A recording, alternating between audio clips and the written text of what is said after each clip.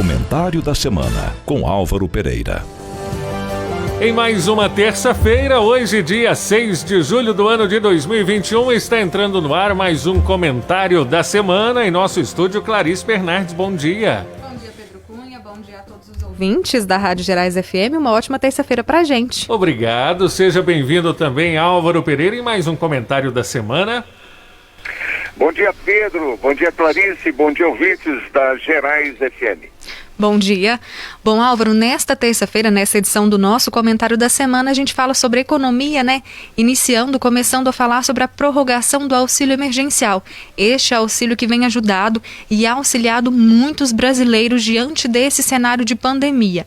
A gente já conversou bastante sobre valores, fizemos essa discussão se é útil, se não é, mas a gente sabe que realmente tem contribuído para as pessoas que realmente precisam, né? Que tiveram muitas famílias a sua renda ceifada aí nesse cenário de pandemia. O presidente Jair Bolsonaro anunciou ontem a prorrogação desse auxílio por mais 3 meses, né? Quais são as principais condições dessa prorrogação? O Clarice, o presidente anunciou ontem, né, que o auxílio emergencial será prorrogado por mais 3 meses até outubro deste ano, né? Por aquela primeira autorização, a população de mais baixa renda teria direito a esse benefício até o final deste mês de julho, e agora o auxílio foi prorrogado também para agosto, setembro e outubro. Qual é o raciocínio do governo tomar essa decisão? Há a suposição por parte do ministro da Economia, Paulo Guedes, de que por volta de outubro, novembro, toda a população adulta brasileira já estará vacinada pelo menos com a primeira dose. Então, até outubro já terá avançado muito o processo de imunização da população brasileira, o que já irá permitir a retomada lenta e gradual da economia, com geração de emprego, renda, reduzindo um pouco o sofrimento daquelas pessoas que estão sem emprego e vivendo em grande dificuldade. Então, o presidente anunciou primeiro a assinatura de um decreto estabelecendo a prorrogação do auxílio emergencial por mais 3 meses, e depois anunciou também a edição de uma medida provisória liberando um crédito extraordinário de 22 bilhões de reais para bancar mais essas 3 parcelas de auxílio emergencial até outubro deste ano. Então, haverá um recurso extraordinário para viabilizar o pagamento de mais essas 3 parcelas. As condições para ter acesso ao auxílio emergencial são aquelas já estabelecidas nos diversos programas do governo, né? A família tem que comprovar que vive realmente uma situação de baixo poder aquisitivo, né? De necessidade de um auxílio emergencial que possa amenizar um pouco as dificuldades financeiras da família, para ter acesso à comida, para ter acesso ao básico, né? Que é a alimentação. E o valor desse auxílio emergencial vai variar de R$150 mês até R$375 mês, dependendo, Clarice, da composição da família. Então, é o mesmo critério que vinha sendo seguido até agora. Pessoas que moram sozinhas, por exemplo, são baixo poder aquisitivo, mora sozinha, terão acesso a R$150 mês, pagamento feito pela Caixa Econômica Federal, e mulheres, chefes de família, terão direito a receber R$375 mês, é o maior valor da Bolsa Família. E demais beneficiários devem receber R$250 mês. Então, essa a variação aí entre R$150 e R$375 para mulheres chefes de famílias carentes. Até outubro, então, se espera que o quadro tenha melhorado. Se não tiver melhorado, o governo admite ainda a possibilidade de prorrogar o auxílio emergencial por mais alguns meses, mas em princípio, se evoluir como se espera o processo de vacinação e de imunização da população brasileira, o que vai ocorrer a partir de outubro é uma reformulação do Bolsa Família, no sentido de prever benefícios maiores por parte do governo para as famílias carentes, e também se prevê a possibilidade de se estender o Bolsa Família a uma parcela maior da população. Então, o que o governo pretende é turbinar, vamos dizer assim, o Bolsa Família a partir de outubro, se tudo correr bem com o processo de vacinação até lá. E, consequentemente, vai ajudar mais famílias nesse processo, né? Álvaro, você disse bastante do poder, né, da economia também, do processo da vacinação já auxiliando aí, se Deus quiser, até outubro, melhorar a condição de vida da família. Hoje a gente já está começando a analisar os números de mortes e de pessoas infectadas por Covid já diminuindo, né? Como é que está esse cenário aí no Brasil e principalmente nos estados?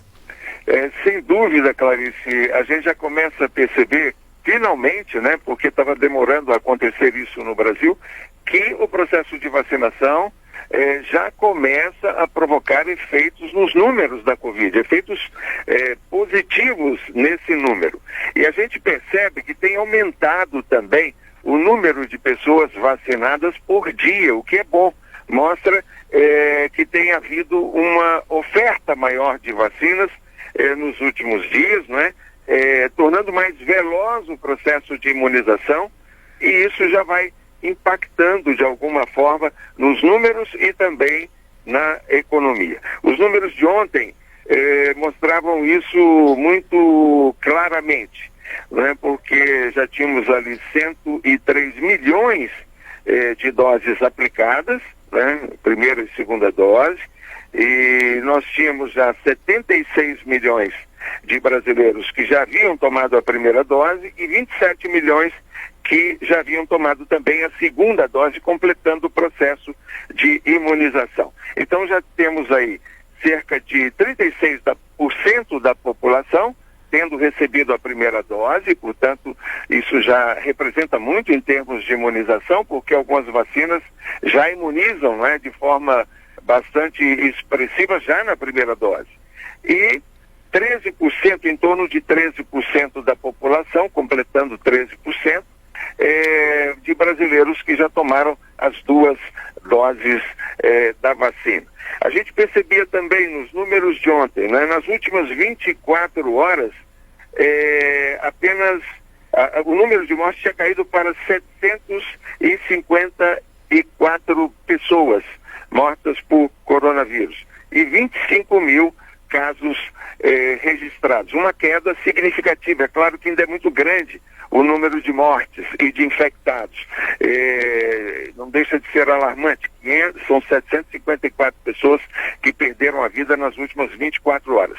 Mas se a gente comparar com o quadro de 2, 3 meses atrás, um mês atrás, em que o número de mortes estava meio estacionado ali, em torno de 2.000 por dia, não deixa de ser um avanço significativo nesse processo.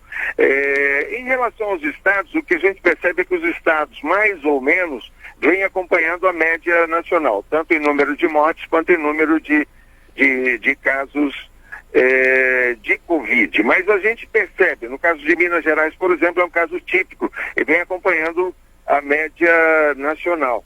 Em Minas Gerais nós temos aí 34% da população tendo tomado a primeira dose e 12,82% tendo tomado a segunda dose.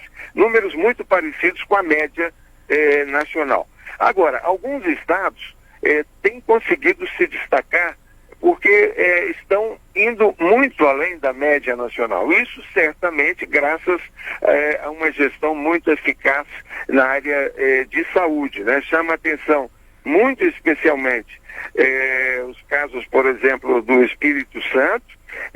No Espírito Santo, 42,94% da população já atingiram, já tomaram as primeiras doses da vacina e 21% já tomaram primeira e segunda dose. No caso de Mato Grosso do Sul, esse número é 41% já tendo tomado a primeira dose e 14,82% já tendo tomado a segunda dose. Então, alguns estados, que são esses que eu anunciei agora, Mato Grosso do Sul, Espírito Santo, São Paulo, também Pará, por exemplo, estão conseguindo se adiantar muito em relação à média nacional, graças certamente a uma gestão muito eficaz na área da saúde pública, um resultado muito bom para os governos desses estados. A gente espera sempre, cada vez mais, que esses números subam, que a gente fale toda vez, né, Álvaro, na nossa edição aqui do Comentário da Semana, que esses números estão sempre melhorando. Álvaro, para hoje, mais algum comentário, mais alguma observação? Clarice, eu faço uma pergunta a você agora, porque eu estou curioso para saber como andam os números aí em Coromandel e também Abadia dos Dourados, enfim, nos municípios aí da nossa região. Álvaro, aqui também, graças a Deus, a notícia é positiva, porque a gente tem observado os números de casos ativos diminuindo cada vez mais, e a gente também pode afirmar que é relacionado à vacinação contra a Covid-19. As cidades de Abadia e Coromandel estão na faixa aí de 52, 53 anos. Hoje, Coromandel vacina as pessoas com 53 anos de idade, Abadia dos Dourados também. Já Monte Carmelo vacina 48, 49 anos nessa faixa etária, então estão mais próximas, entre 40 e poucos, 50 anos. Em relação à vacinação contra a Covid-19. E os números estão baixando. Eu estou aqui até com o último boletim para a gente acompanhar o número de pessoas infectadas, o número de pessoas ativas e recuperadas. Em Coromandel a gente não tem o boletim, né, de sábado e domingo, o boletim contra a Covid. Então a gente tem o de segunda-feira, que avalia os números de sexta-feira para cá. De ativos das últimas 72 horas, a gente teve só um. E esse número é muito positivo, Álvaro, porque a gente já chegou a ter 15, 17, quase 20, né? Então, assim, a gente ter 72 horas com uma pessoa ativa é um avanço para a nossa cidade, claro. Em relação aos recuperados, a gente teve 9 pessoas recuperadas. E é importante falar também sobre as internações, que a gente sabe que, infelizmente, Coromandel viveu um período muito difícil lá no mês de fevereiro, com internações, com transferências, né? E no momento, Coromandel tem internações em outros municípios, somente uma internação. Na UTI em Coromandel não tem nenhuma internação e no hospital de campanha tem 3 internações. Então, assim, a gente observa esses números diminuindo, a gente sabe que é um trabalho constante que deve ser feito por toda a população no geral. Não adianta só uma pessoa fazer a sua parte, todos nós temos que trabalhar juntos, né? Mas os números estão abaixando e isso é um sinal muito positivo para a cidade, para recuperar em primeiro lugar a saúde e junto com ela, claro, a economia. O número de ativos no total na cidade de Coromandel segue em 41 e infelizmente a gente tem o número de óbitos que muitas famílias acabaram perdendo, claro, um ente querido seu, que chegou até o momento a 91 pessoas. Eu acho que essa é, infelizmente, a parte mais triste dessa doença que acaba levando aí as pessoas queridas aí das suas famílias. Sem dúvida, Clarice, números muito bons, muito importantes e que acabam seguindo, não é, essa tendência nacional a qual a gente se referiu há pouco. Enfim, muito bom, muito positivo isso que você está colocando aí também para Coromandel e região. E a gente espera realmente que isso continue, mais uma vez, acontecendo na cidade de Coromandel, nas cidades da região também que estão acompanhando essa queda aí de pessoas contaminadas e de pessoas infectadas, né? Lembrando, né, Clarice, que apesar de todos esses avanços e dessas notícias positivas, os cuidados com o coronavírus devem permanecer, não é? Com certeza. Não é pelo fato de você estar vacinado que você deve parar de usar máscara, por exemplo, né? É porque você pode, de alguma forma, ainda ser contaminado pela segunda vez, por uma doença mais branda, mas pode ser contaminado. E você pode transmitir também. Então, todo cuidado é pouco, é importante seguir usando máscara, mantendo o distanciamento, né? Porque é esse processo, né? A soma de todas essas ações que vão nos livrar gradualmente dessa terrível pandemia.